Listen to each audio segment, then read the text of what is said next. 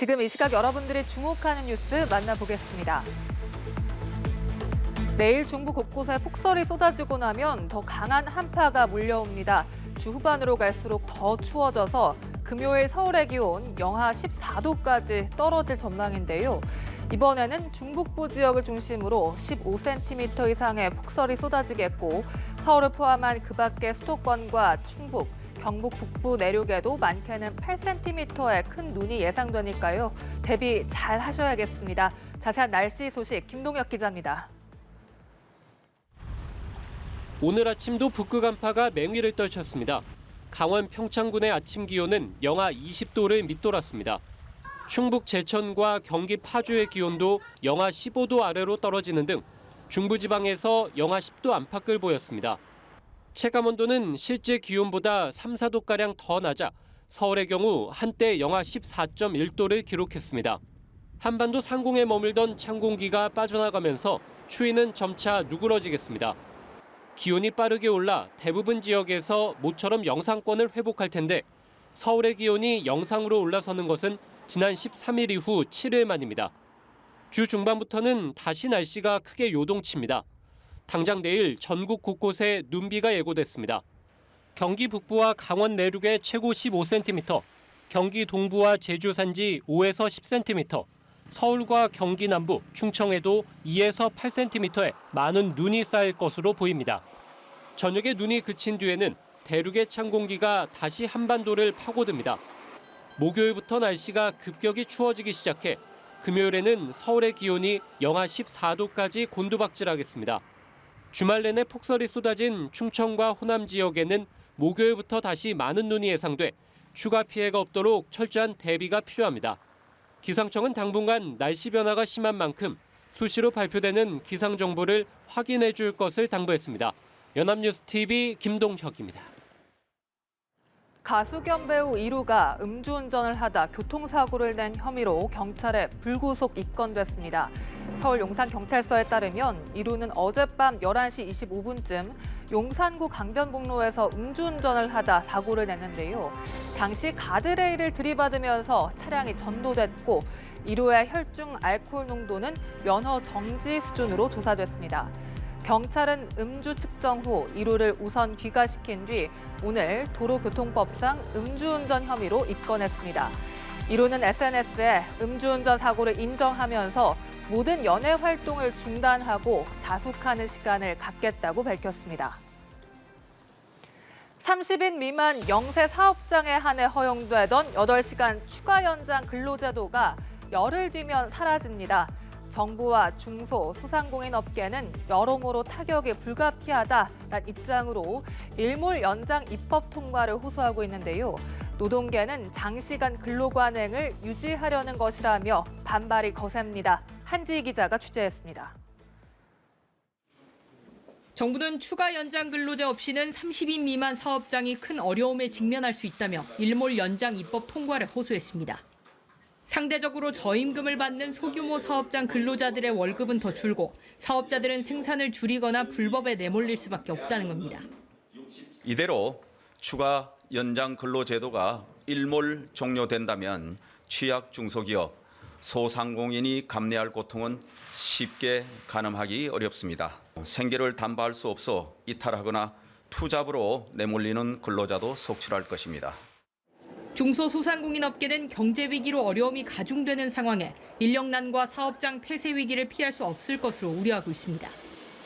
8시간 연장 근로는 꼭 일몰제가 폐지되고 그리고 우리의 삶을 위하여 그리고 일하는 근로자들을 위하여서도 이것은 반드시 연장돼야 됩니다. 이들의 삶은 누가 책임질 겁니까? 다만 시민단체와 노동계는 노동시간 유연화라는 이름으로 저임금 장시간 노동체제의 관행을 유지하게 하려는 것이라며 분명한 입장차를 보였습니다. 사실상 장시간 노동을 계속 추진하려는 그 움직임에 대해서는 노동자들의 우려가 많이 크죠. 특히나 이제 IT 업종 같은 경우들은 소규모 사업장도 많고 또 워낙에 업무 특성상 장시간 노동을 하는 경우들도 많다 보니까 연속 휴가 보장, 의무 휴일 같은 정책적 대안을 통해 산업 현장에 혼란이 없도록 대책을 마련해야 한다는 지적이 나오는 이유입니다. 연합뉴스TV 한지입니다.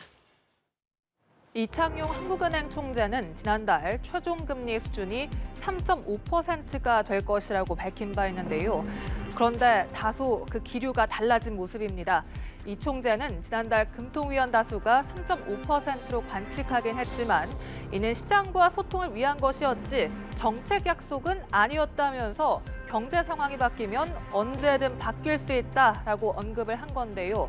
한은은 목표를 웃도는 고물가 상황이 계속될 것이라며 내년에도 물가에 중점을 둔 통화 정책을 지속할 것이란 뜻을 밝혔습니다. 쉽게 말해서 기준금리를 더 올리겠다는 겁니다. 자세한 내용 이재동 기자입니다. 소비자 물가 상승률은 지난 7월 6.3%로 정점을 찍은 이후 다소 주춤해진 상태입니다. 최근 원달러 환율과 국제 유가 오름폭이 축소된 영향입니다. 문제는 변동성이 큰 식료품과 에너지 가격을 제외한 근원 물가는 여전히 오르고 있다는 점입니다. 공산품, 먹거리 위주 물가 오름세가 이제는 생활 서비스 전반으로 퍼지고 있다는 뜻인데 이런 영향으로 내년 물가 상승률 역시 목표인 2%를 웃도는 수준이 될 것으로 한은은 내다봤습니다. 물가 상승의 주요 변수로는 공공요금 인상을 꼽았습니다. 내년 중 전기요금 인상폭은 그간 누적된 원가 상승 부담이 상당폭 반영되면서 11월 전망 당시의 예상보다 확대될 가능성이 커 보입니다. 상황이 이런 만큼 한은은 내년에도 물가에 중점을 둔 통화 정책을 지속할 것이란 뜻을 밝혔습니다. 쉽게 말해 기준금리를 더 올리겠다는 겁니다. 지난달 금통위원 다수가 최종 금리 수준을 3.5%로 내다봤는데 이 역시 경제 상황이 바뀌면 언제든 바뀔 수 있다고 언급했습니다. 한은법 1조 1항에 물가 안정이 적시돼 있다며 경기 둔화도 불사하겠다는 의지를 나타냈습니다. 상반기에는 경기가 많이 어려울 것으로 좀 예측한 만큼 이것이 침체로 가느냐 안 하느냐는 그 보더라인에 지금 있다고 저희들이 예측하고 있습니다. 경기 둔화로 고용 사정도 어려울 것이란 예상이 나오는 가운데 전방위 물가 상승과 이자 부담에 서민들의 시름은 한층 깊어질 전망입니다. 연합뉴스TV 이재동입니다. 중국이 위드 코로나로 전환한 지 2주 만에 최대 고비를 맞고 있습니다. 코로나 감염자가 폭증한 가운데 화장장이 부족할 만큼 사망자가 잇따르고 있는데요. 운구차가 부족해 개인 차량을 이용해 관을 옮기는가 하면 미처 관에 담지 못해 그대로 냉동탑차에 화장 순서를 기다리기도 할 정도입니다. 베이징에서 임광빈 특파원입니다. 중국 베이징 외곽에 자리한 화장장입니다. 밀려드는 차량으로 입구는 북새통입니다. 중국 당국이 지난 7일 코로나19 방역 기준을 완화한 이후 이 같은 현상이 나타나기 시작했습니다.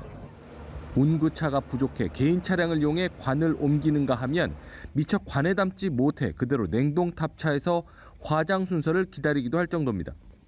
베이징에서 운영되는 12곳의 화장장 중 가장 큰 바바오산 화장터에서조차 소각로가 부족할 정도인데 길게는 20일 넘게 대기를 해야 하는 것으로 알려졌습니다. 寄存的你还别说约火化你存都存不了你更何况去 이런 상황에서도 중국 당국은 지난달 19일 이후 한 달간 코로나19 감염에 따른 사망자가 11명에 불과하다고 공식 발표했습니다. 당국이 사망자 규모를 은폐하고 있다는 지적이 잇따르자 장례식장 주변에는 경찰 경비대가 대거 배치된 것으로 알려졌습니다.